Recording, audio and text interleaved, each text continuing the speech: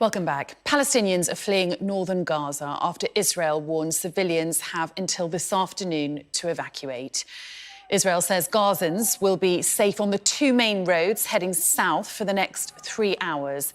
Hamas has claimed 70 people, mostly women and children, were killed in an Israeli airstrike on convoys fleeing Gaza City yesterday.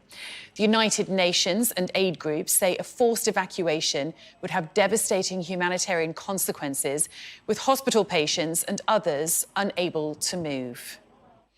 The number of Palestinians killed now stands at 2,269, according to the Palestinian Health Ministry. 1,300 Israelis have also been killed.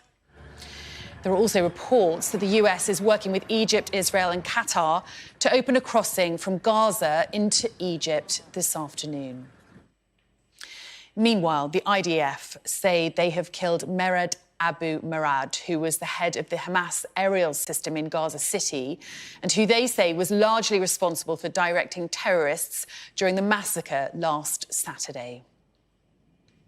Well, Israeli Defense Forces combat reservist and chief executive of the Miriam Institute, Benjamin Anthony, joins me now. A very warm welcome to you. Thank you for joining us. Thank you for having me, Salman. This evacuation order that half the population of Gaza is now under is unprecedented. Is it realistic?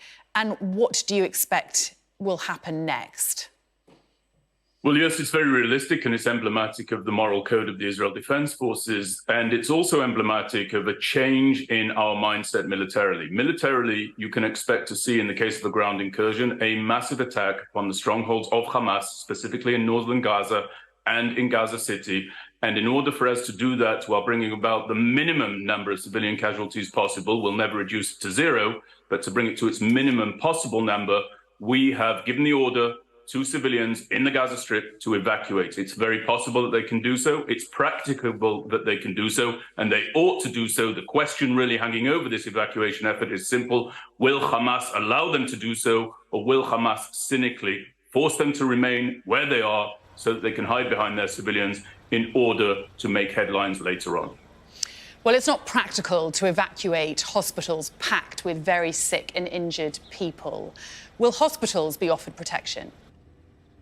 The targeting system of the Israel Defense Forces is extremely elaborate and extremely precise. And so any genuine, sincere humanitarian sites that need to be protected, I can assure you, will be protected to the best ability of the defense establishment and the government of the State of Israel. Having said that, as somebody who's operated on the ground in war zones as a member of the Israel Defense Forces, I can tell you that very often, with great regularity, missiles, rockets, and those who man those rocket firing stations, those are often planted right next to international apparatus, including hospitals. And if that's the case, I think that everybody should understand that those forces who would launch attacks against Israel, they will be targeted now. The Secretary of State, Antony Blinken, said this week that democracies distinguish themselves from terrorists by striving for a different standard. What's your reaction to the large number of Palestinian civilians who've already lost their lives so far in Gaza this week, including reports overnight that 70 people in a convoy trying to evacuate following this evacuation order were hit in an airstrike and lost their lives? So when 1,300 members of Israel's society are killed and murdered, when we have more than 150 members of our society, including our civilians, children, pregnant women, unborn children, who are kidnapped and held hostage inside the Gaza Strip by Hamas in one of the bloodiest, most murderous rampages we have seen in recent history, my concern falls squarely, Sally, for those who are citizens of the State of Israel. That's where my concern begins. That's where my concern ends. But also, I have full trust in the Israel Defense Forces to maintain the humanity of the forces. And I know of that humanity, having had the privilege to serve as one of their number over several years. You're right. What happened to those Israeli civilians last Saturday was truly horrific. And I'm truly sorry for your loss. Thank you. But are you saying that the loss of those Israeli civilians justifies killing Palestinian civilians? Have your rules of engagement changed? The rules of engagement have changed. They have not changed to include any command whatsoever or instruction to kill Palestinian civilians. That's not the case. What I'm saying to you is my concern as an Israeli, as somebody who is a member of a society now bringing itself up from its knees, having suffered a most heinous, horrific attack, as you just kindly mentioned and acknowledged, as a member of that society and as a citizen of that country, you'll forgive me, but my priority and primary concern is for the citizens and civilians of my country, the State of Israel.